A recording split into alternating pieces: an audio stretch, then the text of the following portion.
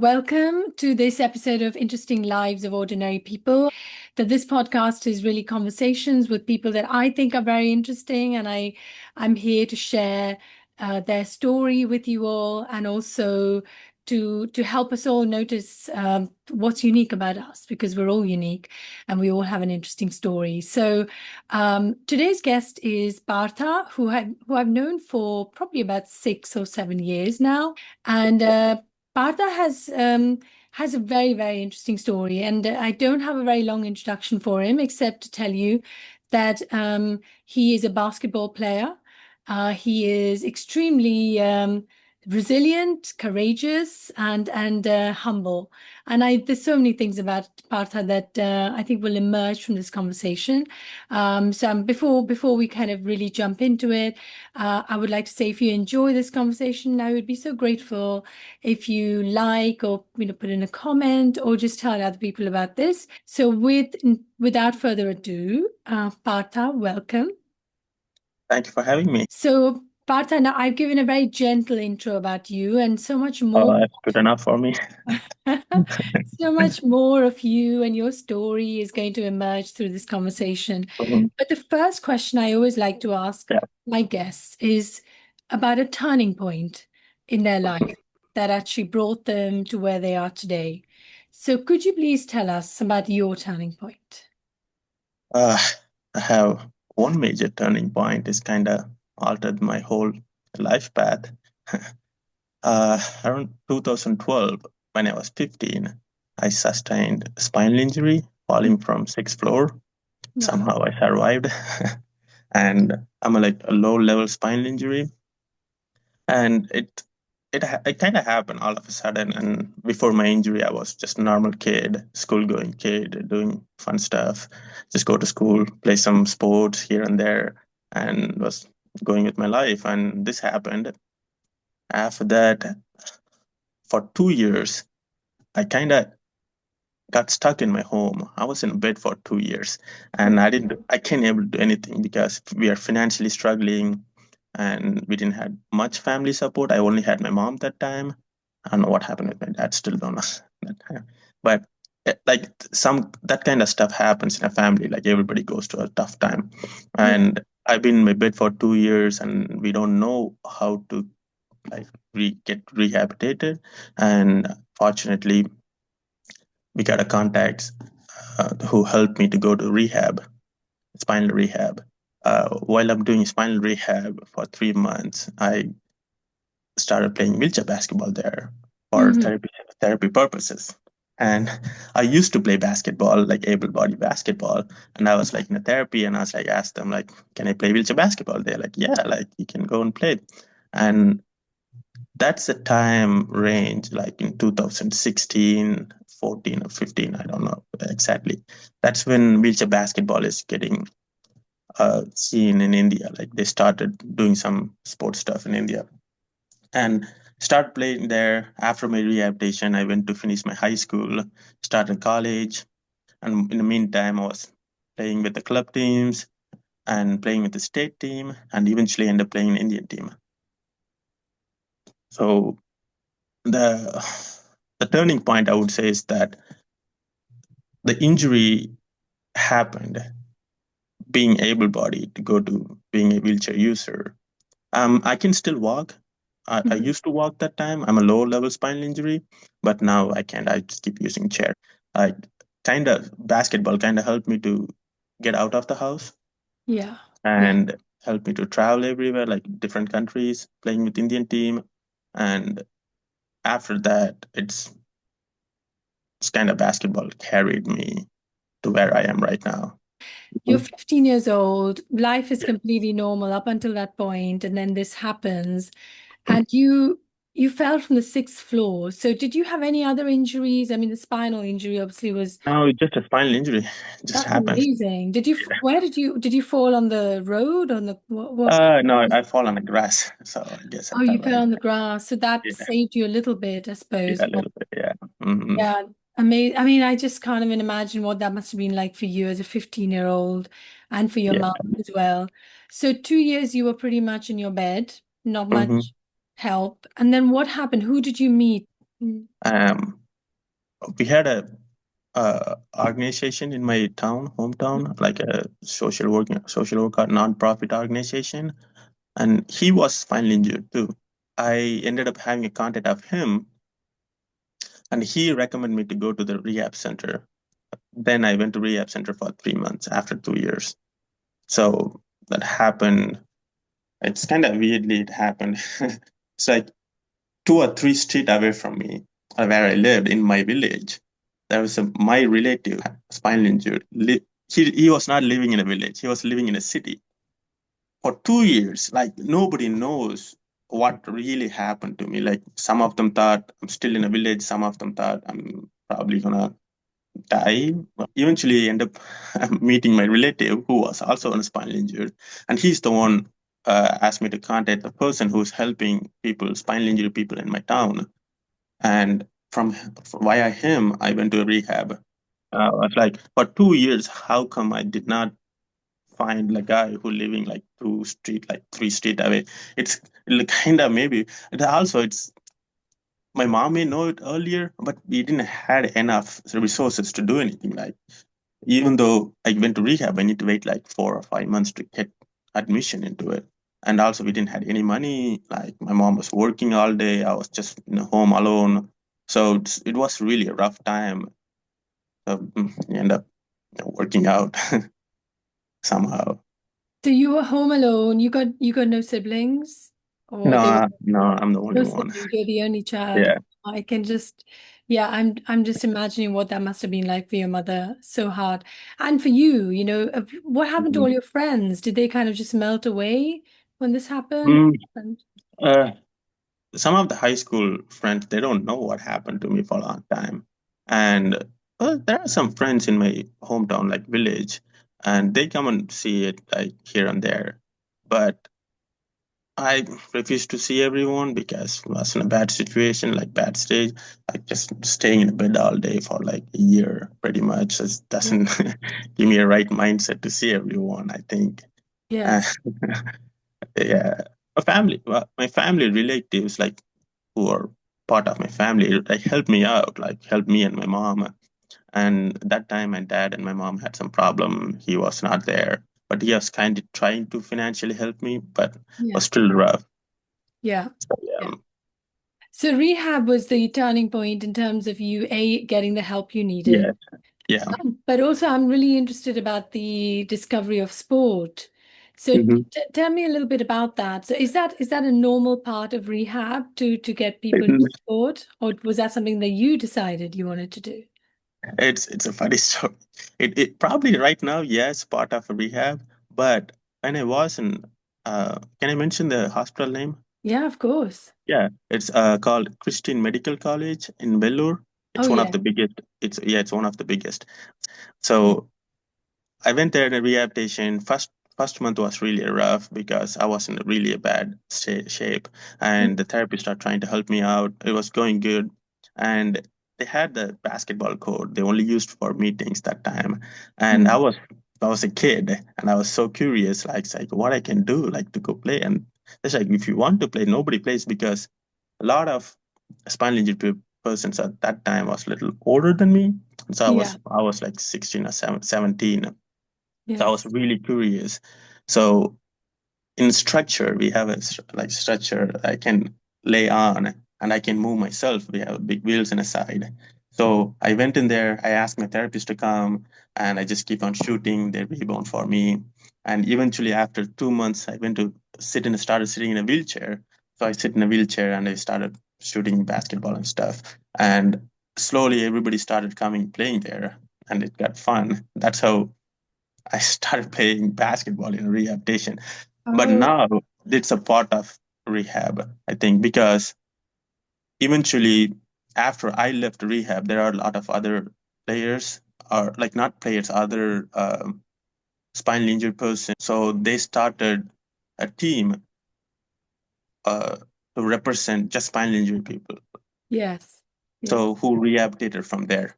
So when I started playing basketball and they want to play basketball too, so we started a team and I was playing with them in a local team, considered local team. So that's how I went from local team and then some of the players started playing for state team, and then some of them started playing for national team. Yeah. That's such an amazing story. I did not know that. So you kind of pioneered it, really. No, not For really. It's been there forever. Like it's been there. I was just curious and I just want to do something because it was too painful. The therapy section was too painful. I was like depressed and I was like all day I don't know what to do. And I was like I saw basketball court and I was like, okay, I used to play it. Why not? I just started playing there and made a big scene out of it and asked all my therapist for a game and started betting on it and stuff.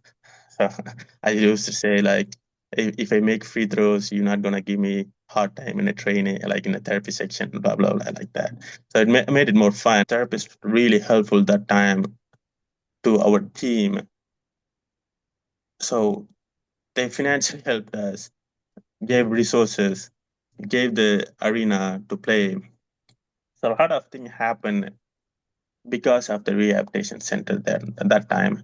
And Mm, even still now, they have a team and they play in the rehabilitation center. They train there, and there are some good players came out of there. yeah. So I love the fact that you said that injecting an element of fun into physical Um, activity, yes, as you always. know, was was a game changer for you. So Mhm. at this point, you were just 17 years old. So you got some Yeah. rehab, and then Mhm. what was it the fact that you were then able to be a bit more sort of self-reliant, more independent? Tell me more about what did rehab do for you other than the basketball? Uh, mm, After I came out of rehabilitation center, I did my high school in a private. So I studied in a private tutoring and I finished my high school. But in the meantime, do you remember they say that the person who helped me from like a non-profit organization? Hmm. So I started volunteering with him. So he called a Ramji Trust, Okay. and his. So I used to volunteer with them. Hmm. And what's my thing is like I go find spinal injury people all around my town and see we can send them to rehab or what resources they need. And like I'm saying, like I said, I've been 2 years in my bed, but there Yeah. are some people have been 10 years or 8 years in the bed. They don't Oh, have any resources. They don't have any electricity in their house. And that's the time I was like, I kind of lucky. Like I can say like I've been 2 years in a bed, but I had most of the stuff that people didn't have that time, like other people don't have. yeah. So we're trying to help spinal injury people. I Mm. was volunteering with them, and so why the uh, I need to say why these was my mentor, and so he found me in a Christian Medical College. Mm. So he he saw something on me that nobody saw, even I didn't see it. And he always says, like, you're gonna do something in the future, you're gonna do something. I never understand it that time. And even from the Christian Medical College time, like he financially helped me out, academically helped me out, mentally. There's a lot of stuff he helped and like can't even like mention it. There's so much going. That's just a really big list. If Yeah. I need a sponsor for my team, he'll like, okay, let's go. We do this and this. So it's that going on, and I did my college. I started my diploma in engineering. That's the time I started playing for Indian team. So I had a conflict of playing and studying, so I can't really focus on the school. So I dropped out and I started playing for Indian team. Mm. And via Vaidi, I had an opportunity again with a scholarship to study Bachelor of Commerce in Satyabama University in Chennai. So at this point, you're still in India and you're still in Mhm. Tamil Nadu, Yeah. and you were about to do this college in Chennai. But Mhm. obviously, for people who don't know you, I want to say, oh, Partha is not in India at the moment. He is in the US. And that's kind of part of his part two of his story. So, Mhm. so Yeah. tell us about what happened when you went to college. Did you stay there for long, and how did you then go from India to coming to the US? Mhm. So after my 12th grade, I got into, as I said, Satyabama University. I was so lucky because the university had a good accessibility, Hmm. and they also giving a scholarship for people with disabilities. Yeah.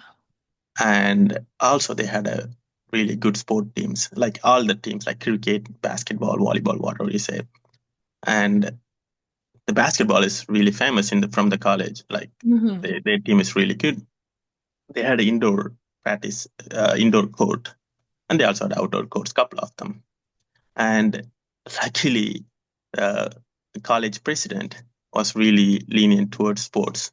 If somebody's doing good in sports, they're trying to help them.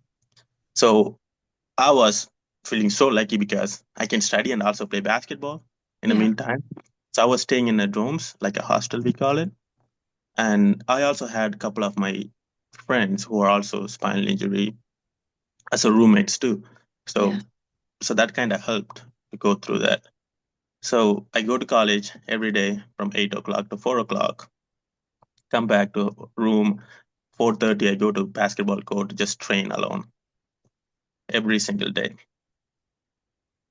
Before that, I want to talking about training. I want to say this. So Hmm. I was telling that all this happening, I was playing wheelchair basketball, like while I'm studying 12th grade, 10th grade, and while I'm doing volunteer work. I didn't have a wheelchair. What? So, yes, it's interesting. Huh? I didn't had a wheelchair that time. I used to walk with the crutches, with my with the AFO, like ankle foot orthotics we call it. And with the Yes. crutches, I used to walk, so I didn't really use the daily chair. And also, I Yes. didn't have a sports chair, kind of expensive that time, so I can afford to buy it. So what I do is like I used while I'm doing my when I said I'm playing for Indian team when I was doing my college, like a diploma college, I go to my previous high school where I used to study from my first grade to 10th grade. I go there every morning for 3 or 4 months, ask students to help. Like I go early in the morning, 5 o'clock, and I put an office chair under the rim, under the basketball rim. I sit there. I keep on shooting the same stuff, keep on shooting for hours, like 2 or 3 hours, and all the students Wow. help me get the rebound ball. So from that, and after that, I got a day chair to everyday use because I can able to walk a long distance. So I started getting a day chair. So with the day chair, I able to practice every single What's a, day in what's my a, what's a day chair? It's a so wheelchair. day chair. It's a wheelchair that we use every day. Yeah. The sports chair is for just for sports purposes, either a basketball chair, either a track chair, either rugby chair. We have every sport has every like different chairs. So day chair, if I mention day chair, it's like I'm using it every single day I see. at my. And then after a couple of months, I finally got my ball chair, meaning wheelchair basketball chair, Yeah. with the sponsored help. So this all happening in like 2 or 3 years span from starting basketball in a rehabilitation and getting my sports chair, like a basic sports chair in 3 years, right? And the fourth year, I'm going to the college and I use the chair to practice every day. And fortunately, the college president is, I said, is like really supportive, and she helped us to organize a lot of camps in there. Like we invited a lot of. I didn't like our organization, WBFI, Wheelchair Basketball Federation of India, invited a lot of different coaches from different countries to come and help us, Mm. Indian team, right? So one of a coach called Jaspal Dani from London, you know him, I know him. and Mhm. yeah, he came. He was doing so much stuff in India, and he came to a camp. He was training us like 2 or 3 times, like in a year. And one time he finally like funnily said like, oh, if you guys want to come to London, like I will take care of you, you can practice there with my team, and you can come and see the London if you can. He was just jokingly saying it because we are asking a lot of questions like how basketball is played in different countries. We Yes. didn't so a lot of so he was funnily jokingly saying it, and I was like, oh, I saw the opportunity. So what I did, I went straight to my president, like college president, and asked, so I want to go to London for a month trip, and I made a budget, like really, really cheap budget, because you are the one found me accommodation in London, Yes. like right? So that Yeah. really, really helped me when I found that accommodation stuff. I can go and tell my president, like, I only need a ticket and some expenses, so I can go to London, make get better experience in wheelchair basketball. So they said, yeah, they gave me money because it was really low, and they even surprised, like, how you can afford the whole London trip and this money. I was like, because of the accommodation, I don't need to pay that much. It's Amazing. shareable accommodation. So, and also my university helped me to get a better ball chair, wheelchair basketball chair. It cost around like $3,000 or $4,000, and that was really, really big in India. Like spending $4,000 for a Wow. wheelchair, it's like people will ask, like, I can buy a car or motorbike. Like, why are you getting a wheelchair for that much? But nobody manufacture wheelchair in India, right? Like, you need to get it from different country. When it comes there, it's going to be expensive. Mm. My university also helped me to get a wheelchair at that time, and also helped me to fund me to go to London. And this is your That was, university in Chennai. yes. So Yeah. this is my second turning point. Amazing. So I went to London. Just Paul Dani hosted me, and I was training with London Titans team, and also going to Coventry, Sheffield, different places in UK. I had an opportunity to go see British national wheelchair basketball team, just to observe what they're doing, because I was not that like playing level that time. Mm. So I went there for 2 days. The first day was like I was in awe. Like I was like, I seen every one of them in a YouTube video. Like I was watching. I pretty much learned wheelchair basketball by watching other people play in a YouTube, because we didn't really have resources in India. So I was talking with the players. I was talking with the coaches. Then that time, Haj Bania, British men's national wheelchair basketball coach, was giving me a individual section for like 1 or 2 hours. Mm. And also the assistant coach also was giving me a section, because I'm new to the game. I was seeing how the advanced players are playing. I was asking a lot of questions, and they are like, okay, we'll give you the lesson. See, this is how you're supposed to do and do this. And the women's head coach was watching all of this. His name is Miles Thompson. And after second day, I was talking with him. I was kind of sharing the same story I was sharing right now with you. Mm. And I had 2 days of fun, watched everything, went back to London from Sheffield, if I'm right.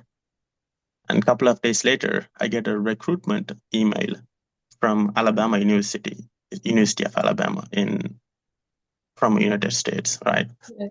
I was like, I told just Paul Tani, it's like, is this a scam or something? Like, is it Oh, unit two? Like, literally, this is what happened. I was like, because everybody was CC'd in there. I was yeah. like, what's happening? Like, I'm not like I was. That's it. I'm going from a beginner to amateur. That's Mm. the stage. Like, why they need me? I'm not. I was like so confused, and that time I barely speak English. I know how to read and write, but I can speak. So just Paul said this is actually a true thing. Like they are offering you a scholarship to play there, and it all happened in 2019 January. No, not January. January, February, March. It's around March, and they asked me to come there in August. Hmm. So also, I was in my second year of bachelor's in Satibama University. So now I need to pick either drop everything, go start everything from a fresh, like as a freshman, or stay in India, do my BCom, or do after that probably do MBA. Also, I didn't have the money. I can't even afford flight ticket and Yeah. visa applications, English exams, like all the stuff. I put like so much money, right? And that's when why they helped me. Mm. And a lot of people like I know from my contact playing beach basketball or from rehabilitation and some of the sponsors from my hometown, they all chipped in here and there for a flight ticket, for visas. And like in 2 months span, I came back to Chennai from London like in end of March, I think. So April, May, June, July. In a 4 month span, I got my visa, I got my flight ticket, and I decided to come here to USA. Like, thing is, I don't know anything about the University of Alabama. When they recruit someone, they usually invite them here to do a tour, to see what they want to study. They talk about it, what they're offering, like scholarship and thing. And I didn't know anything about Alabama. I was like, because I never like how from a small town village south of nowhere in Tamil Mhm. Nadu gonna think about I'm playing basketball. I'm gonna go to America. Like no, all I was doing is just playing basketball in my university every single day, just for fun. Was watching videos of other people playing, how I can improve my game. I was doing it just for the only why I was doing is like I had a basketball chair, I had a basketball, and I had a court. Right, that's the only reason I was playing basketball that time. I didn't expect anything like where I gonna go. Am I gonna be a star player in Indian team? Am I gonna go to anywhere? No, I didn't because I didn't even know these are the options available that time. Like I Yeah. didn't know professional like I know professional basketball exists that time, but I was not in that level. And also I didn't know anything about universities in here in America. So this all happened and with a lot of help from a lot of people ended up in America in 2019 August. I have a And question yeah, before you kind of go and give us more details about that. yeah, So was it that there was somebody from that university who was, who spotted you as a talent? I mean, how did it go from you being in Sheffield and London to suddenly getting this letter from Alabama University? yeah. So I was in a Sheffield watching a national team playing, like doing a training section, right? So Yes, woman head coach of GB national team, his name's Miles Thompson, and he Mm, used to be Alabama coach. He used to he used to work as a head coach in Alabama. I see. So he contacted the current head coach was his assistant coach, I think, years before, and that's how he contacted him. He was like, tell him that I saw this young man. I think I still remember some email words he said. Like, man, he was like, he's a hardworking guy, pretty resilient, and good shooter. I used to shoot good, so All those yeah, hours of practicing from that chair practicing, yes, and yes. the stretcher. So yes, and it just happened, and he only talked with me for like 20 or 30 minutes. And he put a good word about me, and I didn't expect anything when I was talking with him. I was just sharing my story, like, Yeah. and I was sharing everything with the struggled English. That was funny. I barely speak English that time, and now I'm better, little better. Because I'm just trying to imagine, even for somebody who doesn't have the wheelchair and the lack of the language, I Mhm. mean, your English obviously now you've been there quite a long time is fluent, but just talk me through what that was like for you making that decision. Because but even before that, of course, you were somebody who was willing to just go out there and do stuff, and you were not sitting there waiting for opportunities to come to you. But even for Yeah. you, this was a big leap, right? Going from India, okay, to London, to Alabama on Hmm. your own. I'm presuming you had to go on your Yeah. own. Yeah. Yeah. I was traveling alone. Yeah. So can you talk us through how you then made that decision and, weighed up like starting all over again, having done 2 years with this college university who was so good to you as well, they really helped you. Yeah. Talk us through that. How was that for you? Hmm. It's really interesting question. So I want to start by saying I was kind of lucky even to have a basketball court when I was studying in my university. To have Mm, a basketball chair and playing every day. And also had my couple of my friends who also play, right? And there are a lot of people who started playing basketball, wheelchair basketball. They cannot continue it because they had their first thing, they had family reasons. They need to work and they need to take care of them. mm, And then sport comes last because you're not getting anything from a sport. Now maybe, but that time, like 10 years 7 years, 10, 11 years before, you're not getting anything back from sports. Only reason that time the people who are really good are playing is for to have fun, to just because love towards wheelchair basketball or basketball, right? My mindset was when I was in a college, I was playing every day and just alone, right? So I decided I want to play until I was like maybe 28, maybe 27, because I was 19 that time. Like, Mm, that's good enough. Like, if I keep up for next 3 years, I'll pay every day, got a little better. And then I get some opportunities here and there, go to international games or like play for Indian team, play for local team, and eventually keep studying, go to work. Because once you go to work, you're not able to play as how you used to play, right? And that's the biggest struggle in India even now, because they have a lot of responsibilities other than the sport. If you get a salary from playing basketball, that's a different story. But you're mm, spending money to play basketball, right? So that's really hard. So I decided like I want to play like at least 7 or 8 years and then focus on my career. When I had an opportunity to come here to Alabama, I was like, that's amazing. I have 5 years of 4 years of bachelor's, so I can play there for a long time. And also, it's a different country, different players, better resources.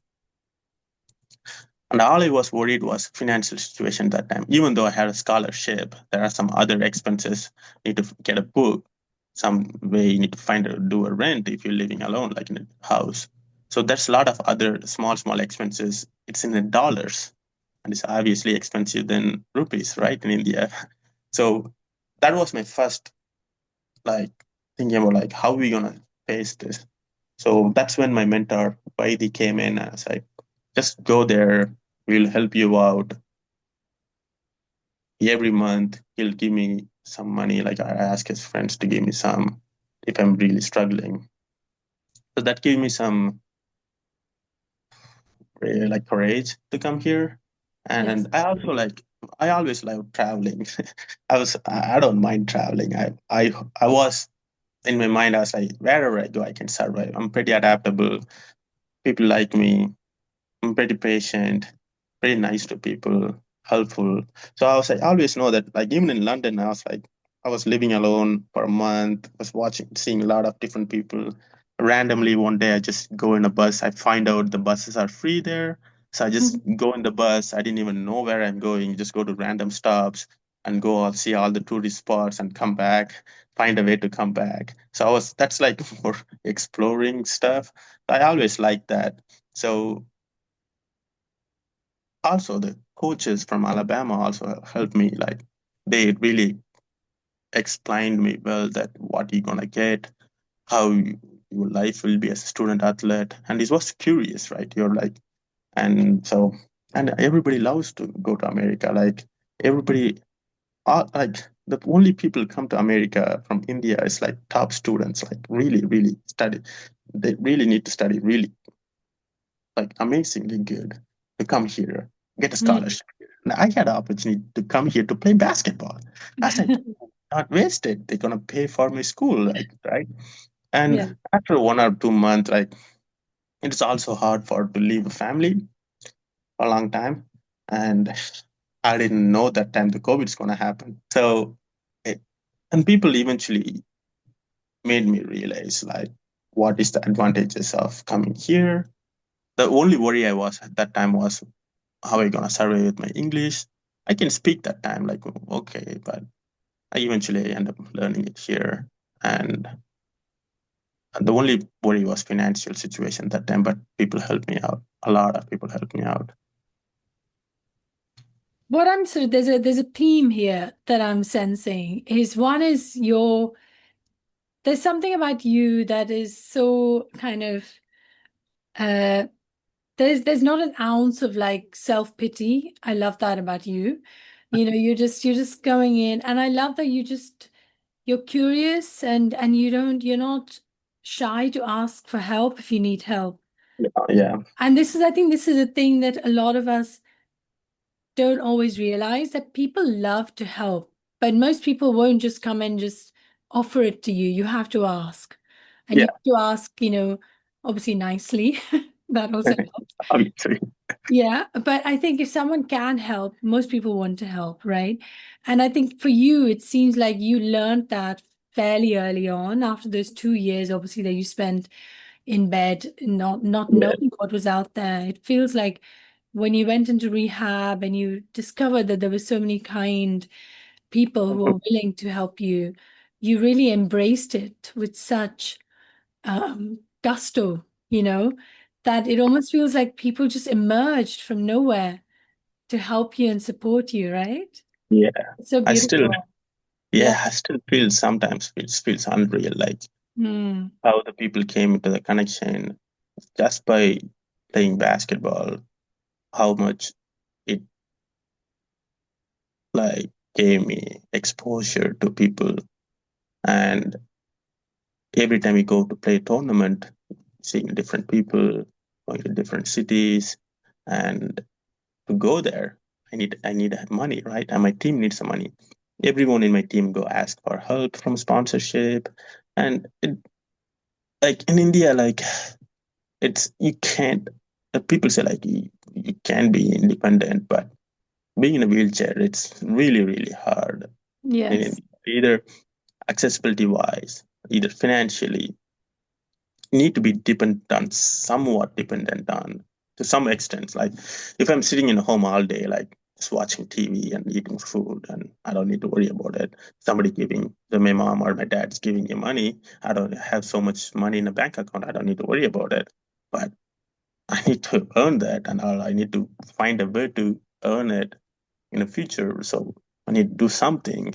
And also, after my injury, I realized like what spinal injury is, Yeah. because not a lot of people know about spinal injury, and people needed awareness in my hometown. And I slowly given, I did some speeches in high schools stuff, and they saw me playing here and there, like even in the street I just dribble my basketball everywhere.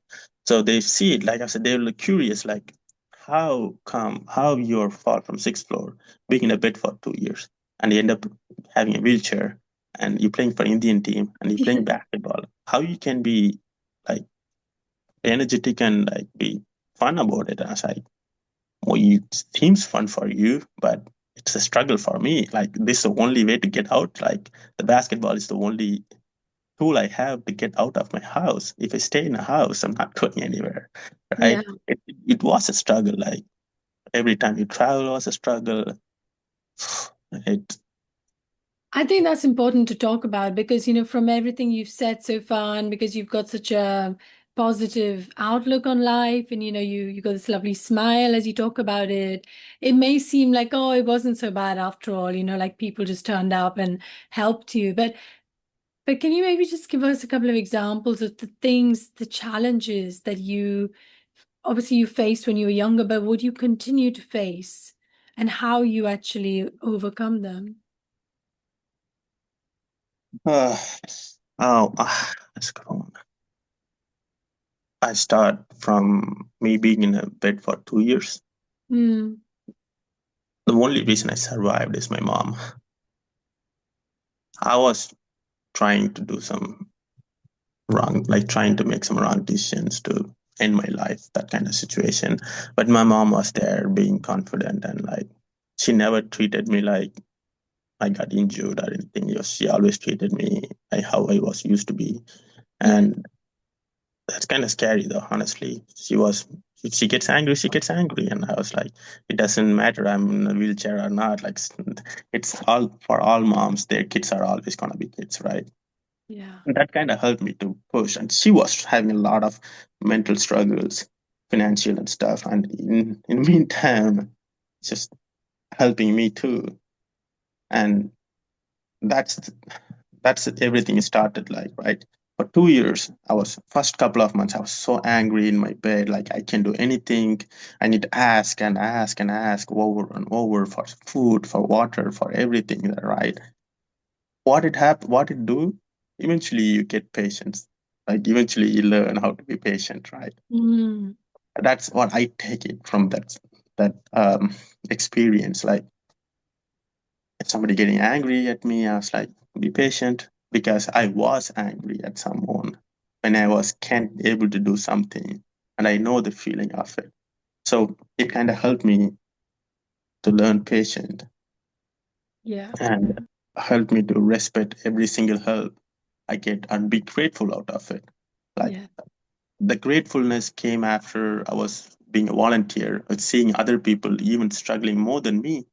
I was Mm. like, kind of grateful that because I can able to do this and this, not a lot of people can even do this, right? So it kind of helped switch my mindset from being like, oh, I'm in a wheelchair, like I don't want to do anything. From like I want to do something, like at least to forget that I'm in a wheelchair, right? I'm a disabled, like, right? And it's you always have mental problems, financial problems. You're struggling with particular things, either in the basketball or academically and stuff, right? I tend to complain about it, but I end up doing it. You Like, complain about it to like you said, someone or just, in your you mind? see someone, yeah, like Yeah. if I want to go to a 5 o'clock practice in the morning, I was like, man, I don't want to do this. Why I need to go in a 5 o'clock, blah, blah, blah. But I end up doing it, Yes. right? Yes.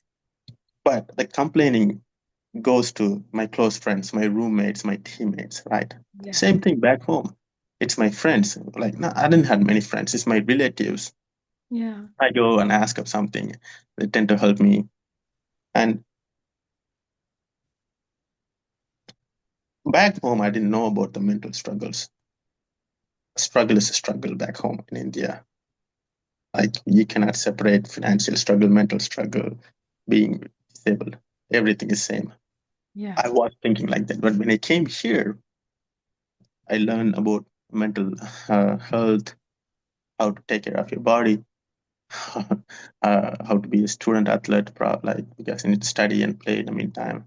So it kind of helped me to separate the problems and find out what problem is like actually is the problem. And when I'm struggling mentally, my teammate, my roommates helped me a lot. And for a particular example, in the COVID year, I came here in 2019, August 2020 is a COVID year. So I didn't had a place to stay. I was staying in my dorms, and they eventually gonna shut down for a Oh gosh, yeah. yeah, like so I went with stay with my teammates for summer, but I end up staying with them for like 6 years. That's a different story. So that time was the really struggling time because my dad passed away during a COVID, not because of COVID, but during COVID. And following that, my mentor, Vaidi, passed away. Yes. So that was really That was I sad. didn't even like for many years, like for like 3 or 4 years, I didn't even mourn about it. Like I was like, this happened. I didn't even go and see them. I was in it's a COVID and I was stuck in America, right? It kind of made an impact. I was like, I used to be more public with everything. I used to share my story. I used to love to talk in social media and like post about everything and stuff. And after Vaidi and my dad passed away, I stopped everything because kind of focusing on like, so okay, now I don't have anyone, right? I need to focus on myself. I need to make myself stable first, and then I can do something. But my teammates, my friends, they really, really helped me because they know, kind of started understanding how where I came from. Yeah. Because I didn't tell it. I'm not gonna go tell the story about me to every single one like long time, right? They eventually learn small things about me. First time they saw me, it's like, who is this guy coming from India? Like, isn't he good? Like they're so curious about it, right? And it's the slowly understanding. Like, and also I was a little older than some of the people. I was like, when I came here, I was 22, and some of them are 18, 19, 20, and some of them are older than me. So it's kind of Yeah. helped me to mingle with all the people. And my coaches are really supportive. My program staffs are really supportive that time.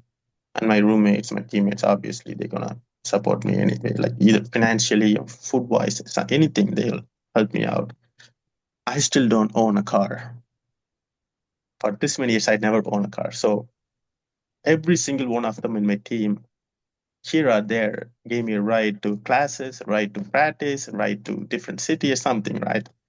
So I use that time to, when they give me ride, it's like a one-on-one, right? So I use that time to either share my struggles or ask them what is they struggling, and we talk about it and see what we can do about it.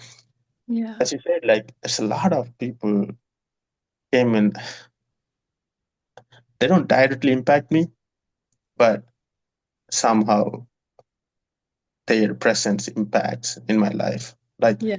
there are some people who knows YD, and I still never saw them. They still help me out financially if I need, like I'm struggling really bad. I never saw them. I barely talk to them, but they still do it. Like, the fuck, why they need to do it, right? Like, I still don't know the answer for.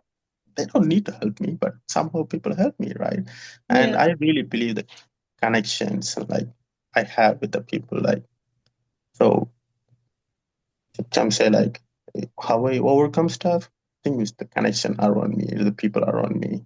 Even now, like was struggling to find a job, people around me like keep me positive, and because they know like what are the struggles I went through this many years and how I actually progressed and developed myself during these struggles.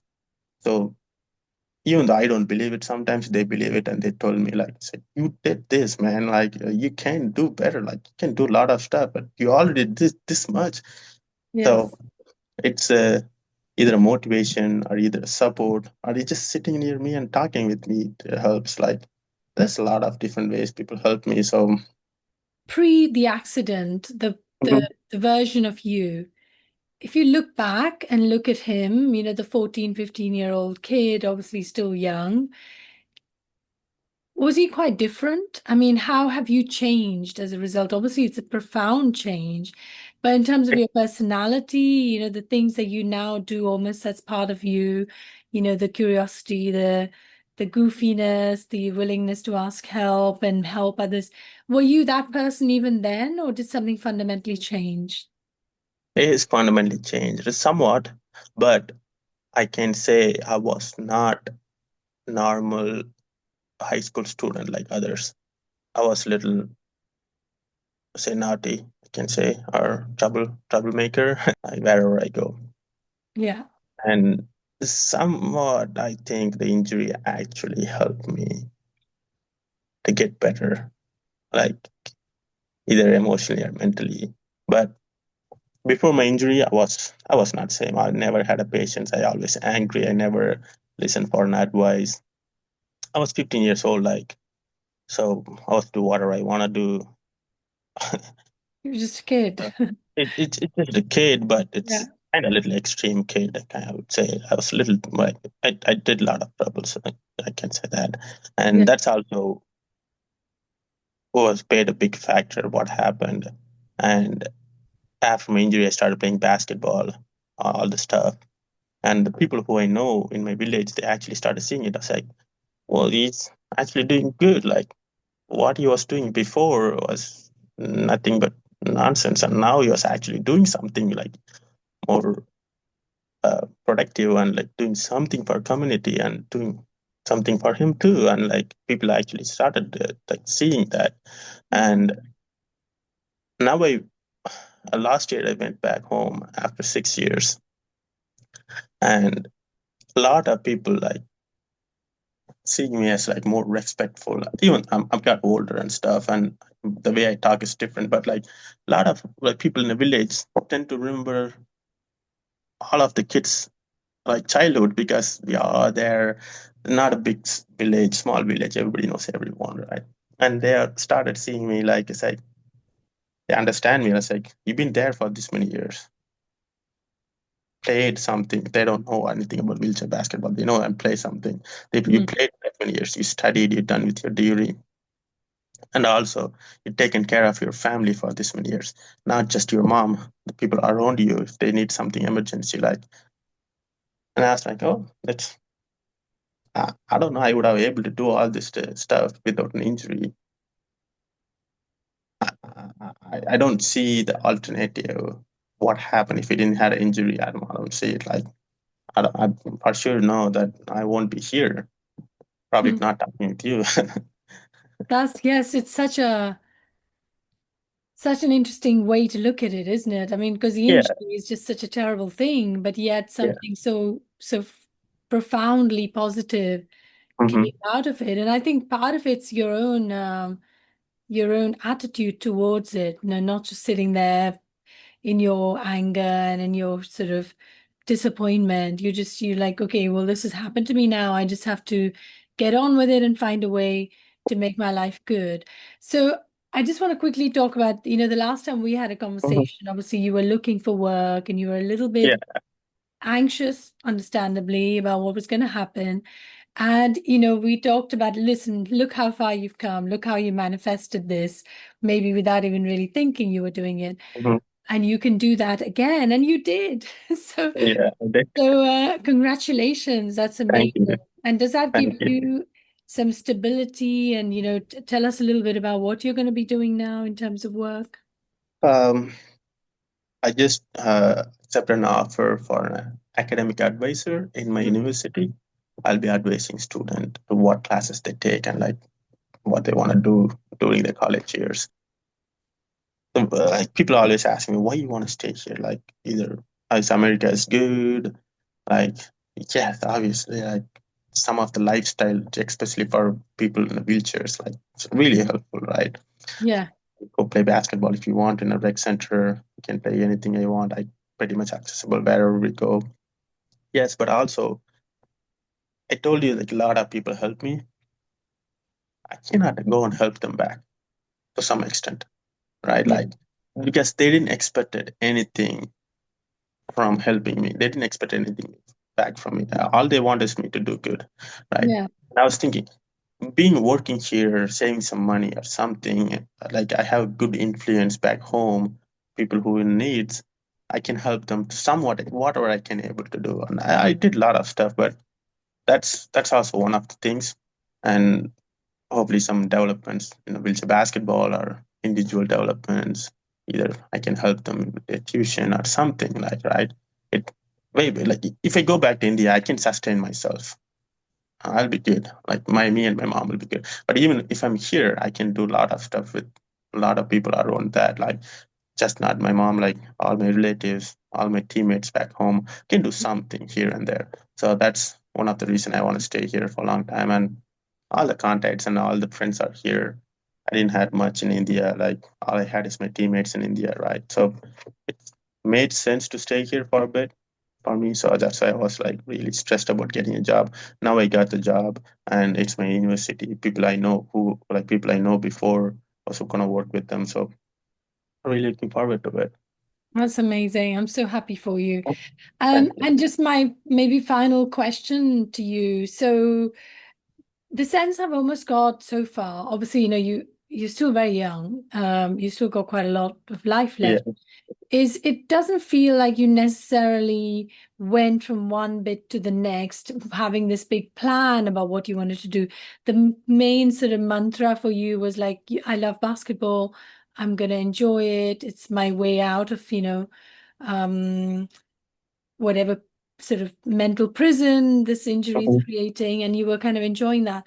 But from where you're sitting now, when you think about your future, tell me how you're thinking about the next steps. And obviously, you've just found your job, so I'm not suggesting you should think too far ahead. Yeah. But does that formula that worked so well for you as a young man, is that formula still working for you, or are you doing something different? Uh, that's that's I can that's the same thing back home. People back home say it a different way.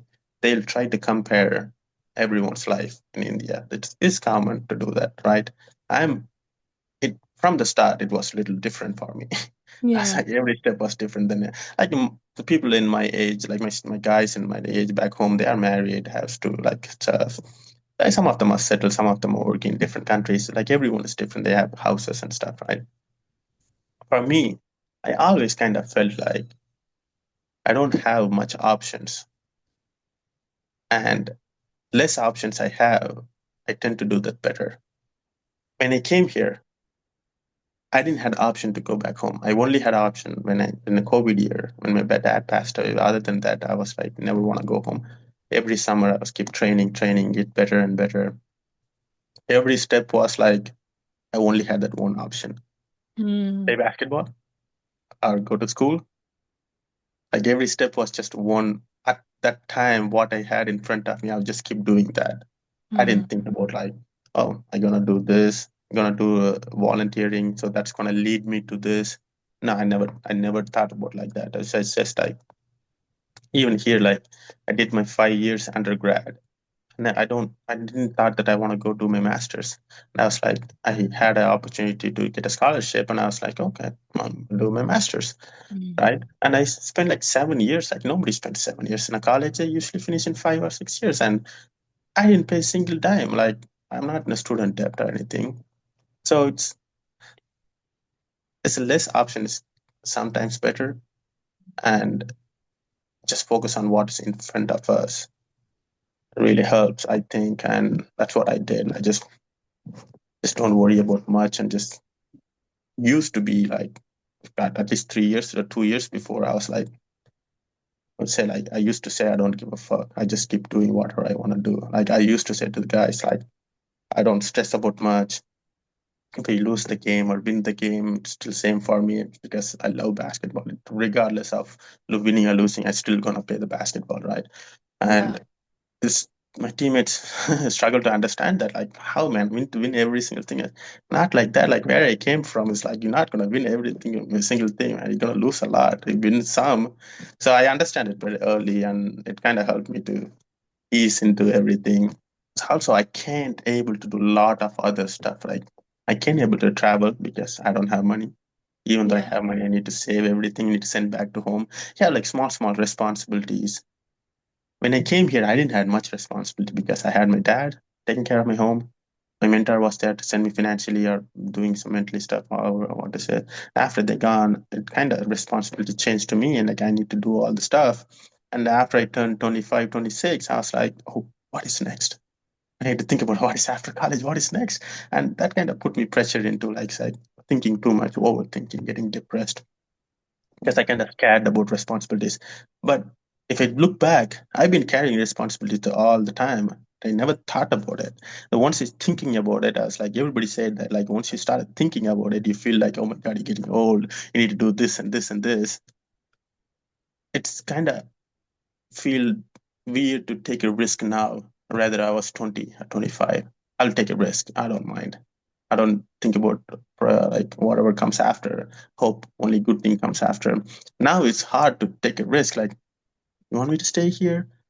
Want to go back home? Go to Europe to play basketball? So I just tend to don't think too far. Now I kind of started thinking a little further what I can able to do and stuff. But until like 2 years before, I don't think that far. I just whatever in front of me, just keep doing it. And yeah, it's an amazing it's an amazing philosophy of like, if I have fewer options, then I'm not confused by the choice or overwhelmed by like I could do this. uh, You just have that and you just do that really, really well. yeah, because I didn't have a resource to do other stuff. Like everybody go on vacation and stuff. I didn't have the resource to do it. So what is in front of me? To go play basketball every single day. Just go do that. That's it. I love that. I love that. Yeah. So listen, just to wind up, I want to ask you, Yeah. what I always ask my guests, what a fulfilled life means for them. And if you were to think ahead, and I know you don't want to think too far ahead, and that's okay, but if you were to sort of think about what would make my life really fulfilled, then what would you say? What do you need? What do you need to make your life really fulfilled? Really a tough question. Oof. Sorry? That's really a hard question.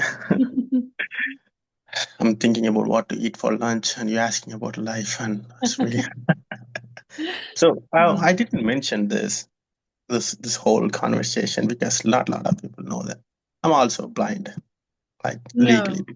Yes, What? you don't know about that. Yes, I started. I had a genetic disorder called keratoconus when I Yeah. was right after like year after my injury it happened, it started like getting worse. And what had happens is your cornea become a triangle eventually when you get older and older.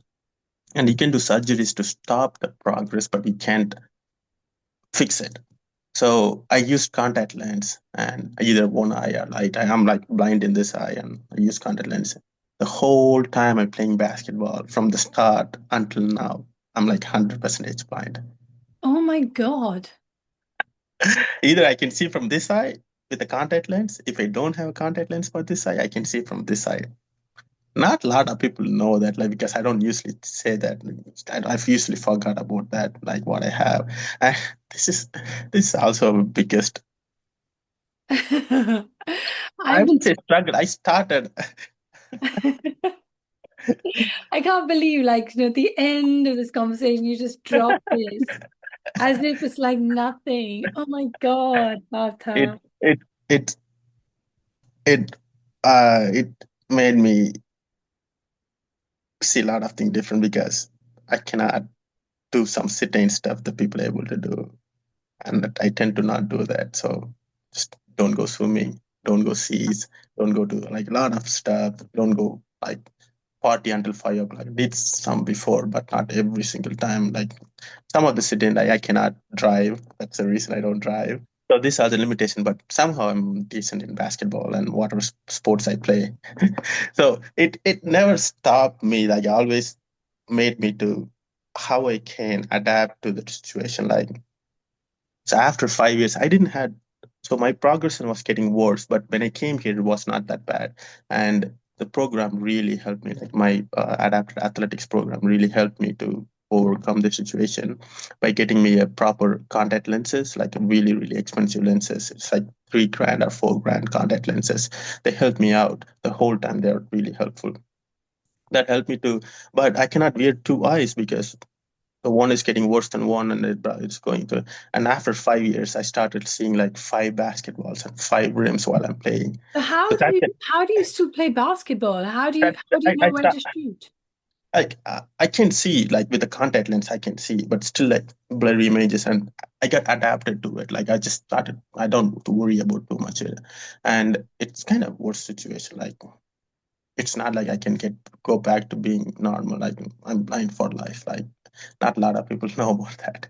And uh, I did surgery in my right eye to stop the progression. So I see from left eye. I never see from my left eye for 10 years. And all of a sudden I see from left eye. And this one I needed to give it a rest for a couple of months to get better. It's been 2 years. So you have this much stuff going on. You need to struggle with eyes. Not a lot of people know about eye struggle because unless even they, some people know about being disabled because here or there they broke their hand, they broke their leg.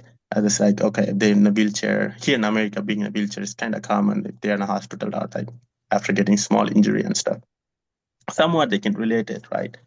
But even with my teammates, they cannot relate being blind. It's a totally different mindset and seeing something different. Like stuff that you do, I can't able to do that. And while I'm playing basketball, so I need to adapt to how I can do it better. Like people get mad at me for not passing the ball, blah blah blah. And I was like, I need to blame on myself. I need to blame on my eyes. And I know I cannot do this, but I'm trying. So I just go patiently there. Like it kind of helped me to adjust to everyone. It it's a really a big drawback, but I saw it like it is what it is. Like it's not I can't like I cannot do something about it, right? So I just like okay, leave it. Like let's see how it plays out for this many years, and it never stopped me doing all the stuff, and it's kind of motivated me to do it too. Like so, like what it say, like in the future, I would like to let's lead a simple life. Like I never want something big, being like millionaire or nothing. Like just lead a simple life where I can sustain myself and able to support my family and able to support others who need to some extent. That's all. Like I don't think big or I don't think small. I just whatever get presented in front of me in the future, just do that. I guess. Well, I think we all really wish for that to happen Yeah. for you. And Yes. I have no doubt it will actually. Just the way you have, come so far in these last 15 years and with all your challenges and still smiling, still kind of loving basketball. Yeah, I'm just so blown away by It, what you've told me. Thank you so much, Partha. thank you. Is I there just want to say one thing. I just want to yeah. say one thing. Hmm. People gonna see this and say like I did this and this, but really the people around me made it possible. I used that opportunities and the help to do some stuff, but without getting that, I won't be here. So I want to thank everyone who helped me throughout my journey and still helping me and going to help me in the future. So I just want to say thank you for them. Oh, If that's they saw this, yes, yes. yes. That's great. And do you have any sort of advice or, words of wisdom to share with anyone who's watching who may be struggling, not necessarily the same kind of struggles, but we know different people have different struggles, which sometimes may make them feel like they don't have many options. What would you say to someone like that? Oh no, I can advise to people like I'm still struggling. People are helping me out every single day. Like they're my roommate, as I said before, someone is helping me either some way. And I, t- I tend to say this a lot. Like while I'm playing basketball, like I used to say, some days are really good, some days are really bad, right? Mm, Always looking like in a sport, it can be really good, but how long you're good is matter. Like being consistent, right? And I feel like it's tough to be consistent when you're going through a lot of struggles. Like everyone life is different and everybody has their own struggles. And some tend to share, some tend to not. And we can't really judge them with their struggles or what they have. My roommate may have like $1 million, but he has his different struggles than me. And as I said, like in life, like some days are really good, some days you're gonna have some bad stuff, and try to be consistent and just balance it out and just trying to go with the flow. I used to go with the flow, but now even I'm struggling to go with the flow. But hopefully, but yeah, yes, it's ask help when you need it, and I learned that here when I came here and asking help how much it matters. Like when I'm mentally struggling, my teammates help me a lot, like a lot.